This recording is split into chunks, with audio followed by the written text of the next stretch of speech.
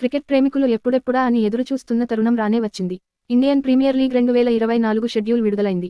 Defending champion Chennai Super Kings, Royal Challengers Bengaluru మధ్య మ్యాచ్తో March 22న చెన్నైలో ఈ మెగా ఈవెంట్కు తెరలేవనుంది.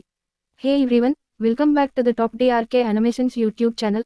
And today we've got something super exciting for all you cricket fans out there. That's right, it's time for the IPL 2024 schedule release. Now, before we dive into the schedule, make sure you hit that subscribe button and ring the notification bell so you never miss out on any of our cricket updates. మొత్తంగా 21 మ్యాచ్లకు సంబంధించిన షెడ్యూల్ను గురువారం ప్రకటించారు.